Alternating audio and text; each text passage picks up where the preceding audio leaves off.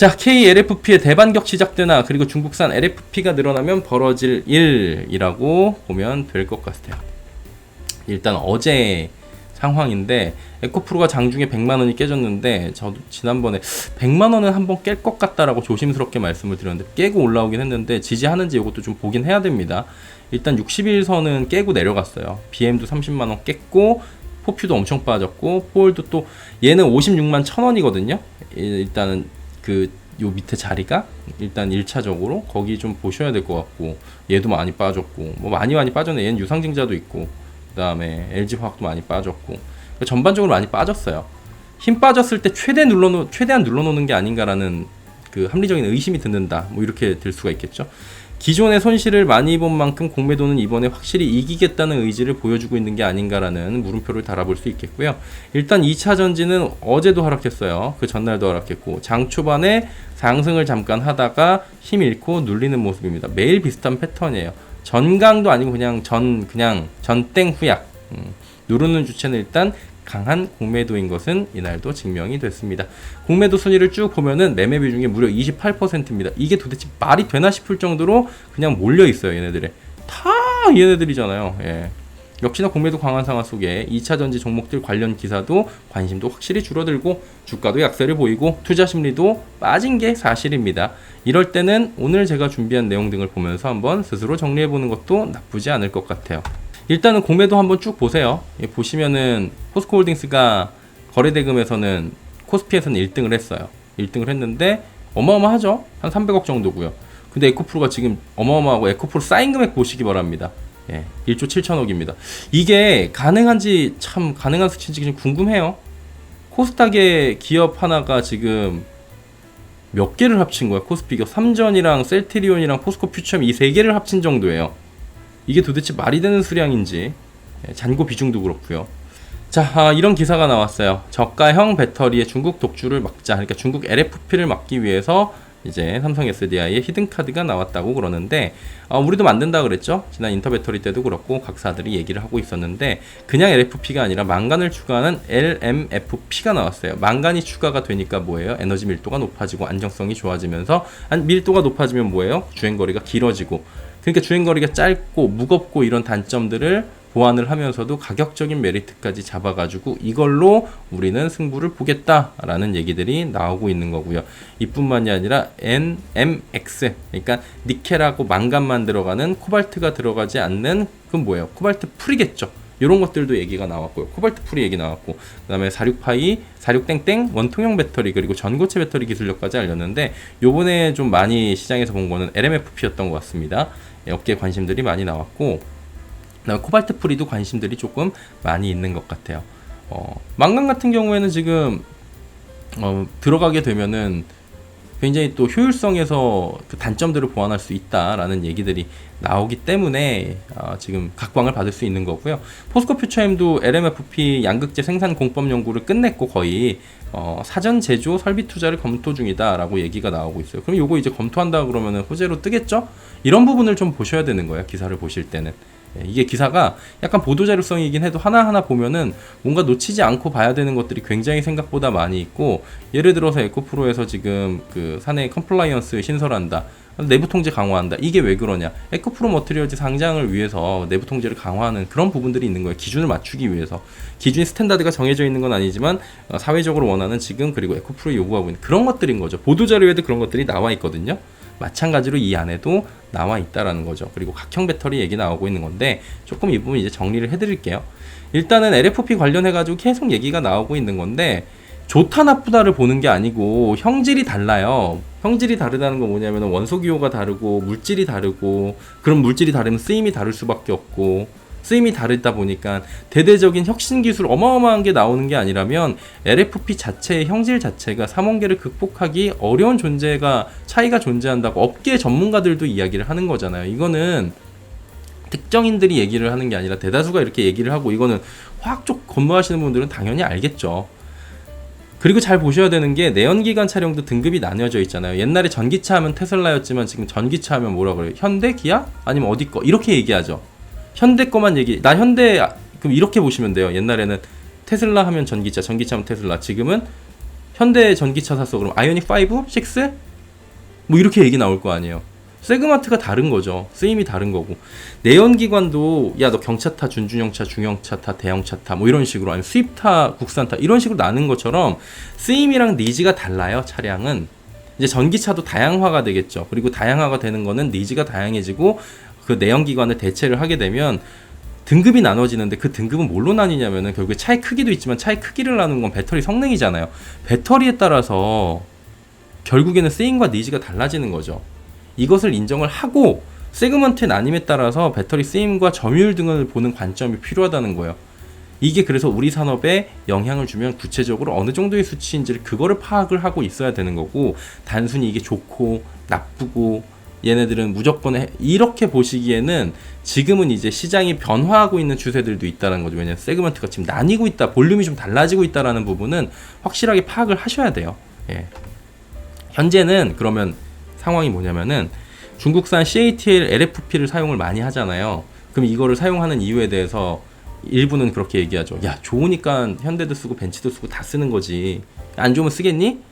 하는 건데 어쩌면 사용할 수밖에 없는 이유가 있다는 거죠.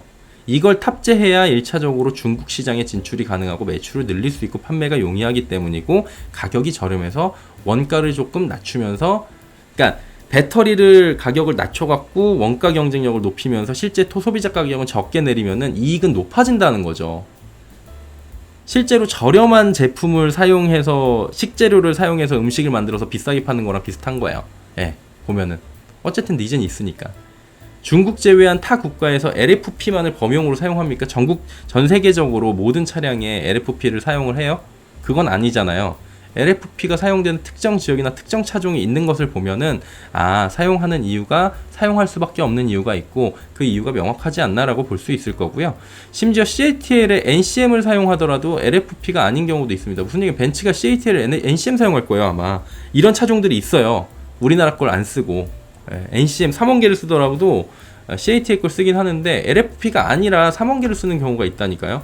이건 왜 그러냐면은 국내 배터리사들의 배터리 공급이 수요에 비해서 부족해요. 많이 만들어도 이걸 다 감당을 못 한다는 거죠. 그럼 완성차 업체들은 어떻게 돼요? 예, 판매량에 눈을 돌리게 되는 겁니다. 해외 판매량으로 그 눈을 돌리게 되는 거고요. 그에 따라서 중국산 기타 국가의 배터리도 사용할 수 있게 되는 겁니다. 또 완성차 업체들은 3원계만이 아니라 쓰임과 수요에 따라 다양성을 확보하기 위해서 3원계와 LFP를 모두 확보하려고 하기도 합니다. 예, 이거는 그냥 전략적인 차원에서 이렇게 만들기도 해요. 이번 미넨 IAA 모빌리티 2023에서 K배터리 기업들은 3원계를 주력으로 삼았어요. 역시나. 그러면서도 LFP 시장에 대해서도 대비를 하고 있다. 다변화를 꾀하고 있다. 이런 부분을 시장에 알렸거든요. 지난 3월 인터배터리 때도 LFP에 대한 이야기들이 많이 나왔어요. 기술이 대거 공개되기도 했거든요. 뭐였냐면은 뭐 파우치형 LFP, LG엔솔에, 그리고 SK온도 LFP 시제품을 공개했는데 저온 LFP였어요.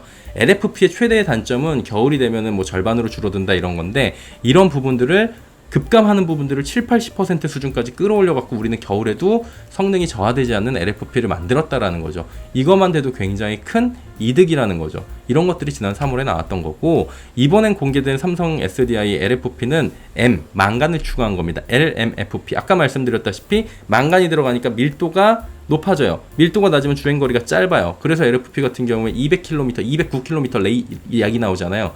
이거 겨울 돼가지고 실제로 몇 킬로 나올지 아무도 알 수가 없다. 물론 가봐야 알겠지만. 그리고 200km 같은 경우에는 너무 충전이 잦다라는 얘기들이 나오잖아요. 근데 망간을 추가하니까 15에서 20%가량 높아지면서 주행거리를 높일 수 있고, 이런 얘기들이 지금 나온 거예요. 근데 중국 기업들도 유사 기업을 유사하게 지금 기술을 도입해갖고 LFP 꼭 양산한다고 하니까 성능 경쟁 그때 가서 하면 되지 않을까 이렇게 보여지는 거죠. 이번에 특징적인 건 망간에 대한 이야기들이 이제 조금씩 스멀스멀 올라오고 있는 상황입니다. 향후에 망간 쓰임은 높아질 거예요. 리치 망간, 하이 망간 같은 얘기죠. 이게 거론이 지난 여러 번 말씀드렸어요. 이거 LFP와 비교해도 가격 경쟁력도 있고 밀도 안정성 측면에서 우위라는 평가인 건데, 즉 이제 요렇게 가지 않을까라고 시장에선 얘기들이 많이 나오잖아요. 맨 위에는 하이엔드급은 하이니켈, 그 다음에 미드급은 리치망간, 저가는 LFP. 이렇게 저가 LFP는 차량 분류상 가장 저렴한 마실용 차량이나 홍광민이나 아니면 조그마한 차량들에 들어갈 거고, 그 다음에 ESS 계통으로 가게 될 확률이 높다라고 이제 이야기가 나오고 있고, 그 다음에 하이만간, 망간 리치에 대한 이야기를 좀 해봐야 될 것 같아요. 그러면 이제 이건 뭐냐? 양극재 내에서 망간 비중을 60% 이상으로 끌어올린 제품이고요. 망간 가격은 니켈 대비 10분의 1 수준이고 매장량이 풍부해갖고 수급이 용이하다라는 거죠. 그러면은 가격도 저렴하고 수급도 용이하고 성능이나 안정성, 가격 경쟁력까지 모두 잡았다라는 얘기가 나와요. 물론 하이니켈만큼 잘 갈 수 있는 그런 성능은 안 되지만요.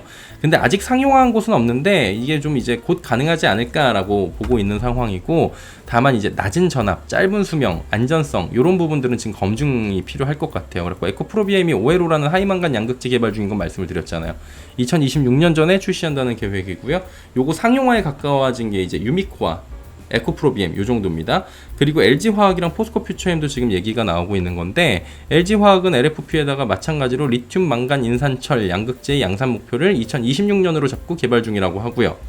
LMFP 포함해서 고전압 미드니켈, 망간 리치 볼륨 시장 대응이 가능하다고 판단해서 양산 목표.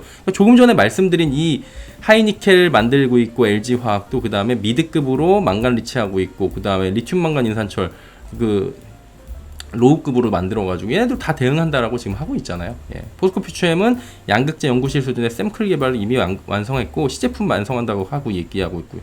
얘네들도 LMFP 양극재 여기 보시다시피 공법 연구 거의 다 끝냈다고 얘기가 나오고 있잖아요. 그래서 고객사들이 LFP용 양극재 공급을 타진했다고 포퓨는 이미 알려지고 있는 상황입니다. 이런 부분 보시면 돼요. 그러면은 각사들의 LFP 관련해서 움직임들을 이렇게 짚어보고 중국산 LFP 관련 내용들 짚어보고 하나씩 정리하시면서 비교하시면 스트레스 좀 덜 받고 할 수 있지 않을까, 이런 부분들도 지금 보여지고 있는 거죠. 그리고 지금 중국산 저가 LFP 배터리 탑재한 차량이 늘어나면 문제가 되는 거 아니냐라고 하는데 실제로 이런 것들이 있습니다. 보실래요? 요새 전기차 카페에서 말 많이 나오던데 포터 EV, 봉고 EV가 고속도로입니다. 고속도로 휴게소 이렇게 점령하고 있다. 64kW 완충해도 200km밖에 못 가서 충전 전쟁이다. 가다가 휴게소 가고 가다가 휴게소 가고 가다가 휴게소 가고 또 오래 걸리고, 이거 하루 금방 되는 건 아니잖아요. 전기 포터들 단톡방 만들어서 충전기 바톤 터치한다고 하면 벌써 이렇게 얘기가 나오고 있는 거예요. 지하주차장 신축 건물도 들어가 보면 몇 대 없어요. 층마다. 이거 충전기 이미 줄 서 있습니다. 이미 줄 서 있는데 줄 서 있는 차량들 보면은 그래도 뭐 EQS, EQE 뭐 이런 것들도 있고 그다음에 니로도 보이고 그다음 아이오닉도 보이고 그런데 대체적으로는 그래도 좀 긴 차량들이 많이 보이는데 여기에 이제 레이, 캐스퍼 전기차 쏟아지고 진짜 LFP 탑재한 거 200km대 것들 쫙 쏟아지고 이러면 어떻게 돼요? 아우디 거 Q4도 굉장히 짧더라고요. Q4 이트론도 굉장히 짧아요. 지금 보니까. 그럼 쏟아지면 어떻게 되겠어요? 너도 나도 충전하기 위한 집밥의 의미가 없어지는 거죠. 경쟁이 펼쳐지게 되면은 이게 사회적으로 심각한 문제가 될 수 있다라는 겁니다. 이게 벌써 이렇게 나오고 있어요. 저 깜짝 놀랐어요. 보고서 그래갖고 이거 알고 계시는 분들도 계시겠지만 이렇게 보려고 해서 가지고 왔고, 앞으로 더욱 늘어날 차량에 대한 사회적 대비도 필요해 보입니다. 그리고 저용량 이런 배터리를 탑재한 판매가 증가되면 충전소의 부족 현상은 심화될 거예요. 그럼 차가 있어도 충전을 하지 못해서 가지고 나가지 못하는 문제가 생길 수 있고요. 전기 차량에 대한 근본적인 문제부터 제기가 될 수 있습니다. 차량 판매량 문제가 그러면 그 다음엔 될 수가 있겠죠. 정보를 통해서 이제 정보가 돌겠죠. 야, 문제가 있어. 이게 문제가 뭔데? 이런 문제가 있어. 아, LFP라는 게 문제야? 이게 짧업 주행거리가? 이게 생각보다 우리는 이게 다 알고 있지만 투자하시는 분들은 모르시는 분들이 더 많거든요. 그게 알려지겠죠? 그럼 해당 배터리 탑재 차량들은 인기가 하락하고 상대적으로 배터리 용량이 큰 제품들이 인기를 끌 수밖에 없겠죠? 그럼 어떻게 돼요? 제조사들은 수요에 의해서 제품의 구성군이나 엔트리급을 다르게 하거나 아니면 좀 보완을 해야 되는 그런 부분들이 생기겠죠. 네. 그런 부분에 대해서도 우리가 보면서 이야기를 해보는 게 필요할 것 같아요. 자, 여기까지 오늘은 내용을 정리하면서 주말을 맞이하시면 될 것 같습니다. 주말 즐겁게 보내세요.